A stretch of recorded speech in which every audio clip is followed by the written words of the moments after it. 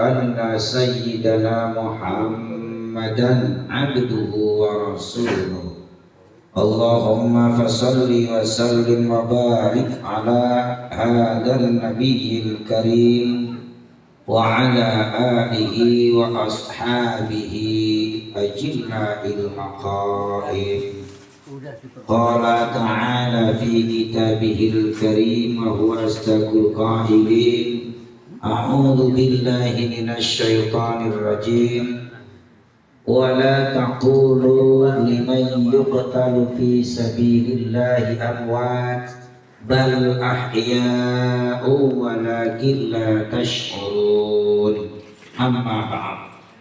Hadirin muhtaramin yang kami hormati, Sahibul Bait yaitu Ibu Isa atau keluarga besar dari almarhum Bapak Juharsa, bahwa kita juga akan menyusul, kita akan mati. Namun perlu kita tahu bahwa ayat Al-Quran mengatakan wala taqulu, jangan kalian semua katakan, liman bagi siapa saja, wala taqulu liman yuqtalu, yang mereka terbunuh di medan perang, fi sabilillah, di jalan Allah, amwat itu mati, tapi bal ahya, bahkan mereka masih hidup. Tuh ya, bal ahya walakilla, akan tetapi kamu semua la yasurun, tidak menyadari.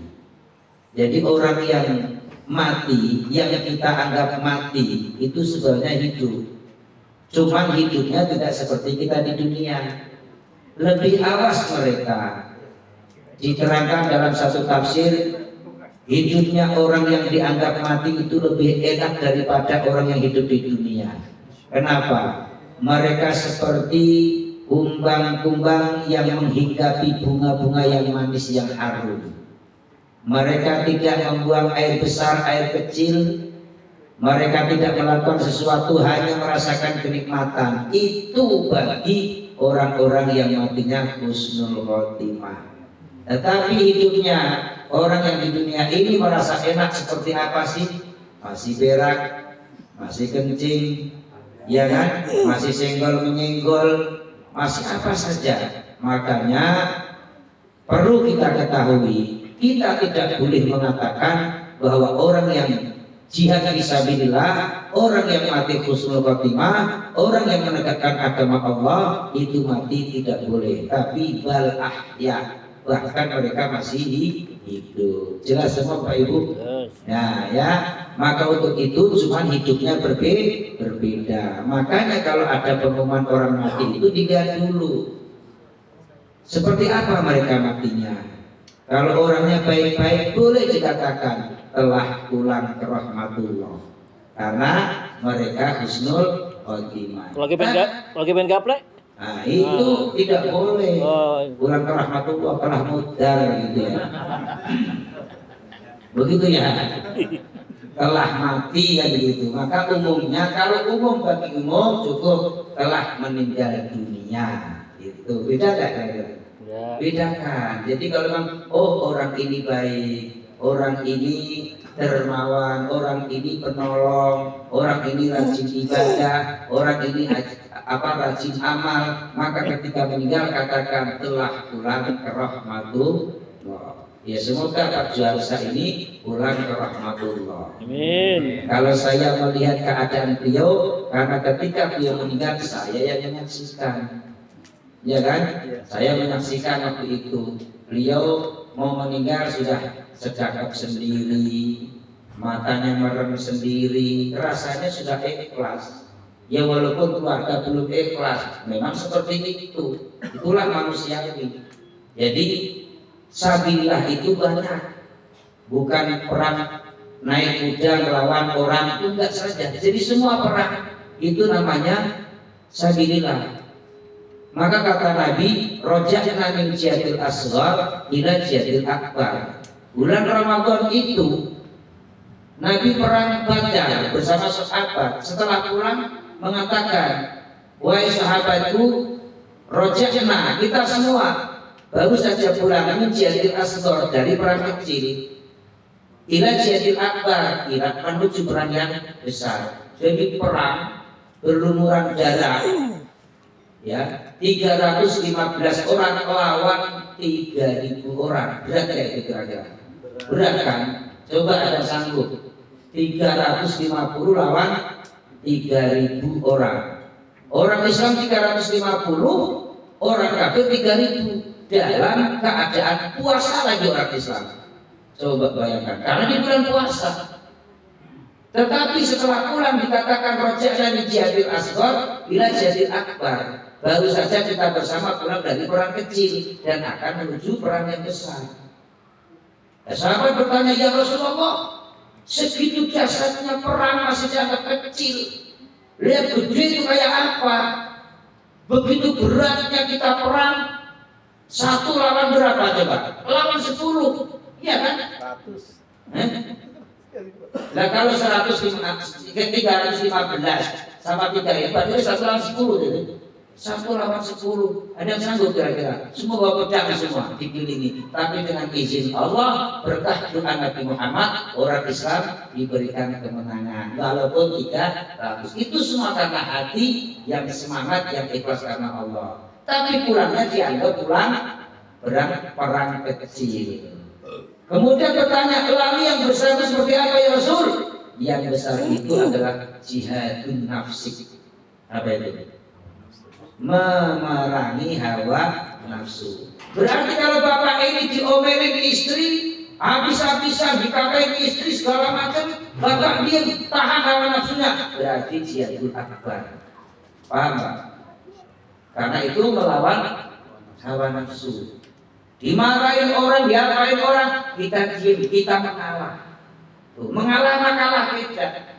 Kalau mengalah itu berarti kita bisa menguasai jiwa kita, berarti kita menang orang lawan setan. Tapi kalau kalah ya kalah. Tuh harus kita ketahui. Maka orang Islam itu harus paham, ya. Jadi sekali lagi, wala taqulu liman yuqtalu fi sabilillah amat. Jangan kau katakan orang yang mati dalam keadaan fi sabilillah, baik itu perang melawan orang kafir, baik itu perang melawan orang musyrik, baik itu jihad kepada agama, mereka menegakkan agama, insya Allah matinya husnul khotimah. Cuman kadang-kadang ada yang sekarang ini salah paham, ketahuan melakukan anarkis. Allahu Akbar. Sekarang begitu kan bedanya? Demo. Ada anarkis. Demo. Ini kan maka saya ngeri. Karena apa? Saya di zaman akan datang suatu saat, suatu zaman bahwa di mana orang Islam sama orang Islam itu saling adu kekuatan, saling mengatakan Allahu Akbar, tapi perang. Terus yang benar yang mana? Tuh, bayangkan.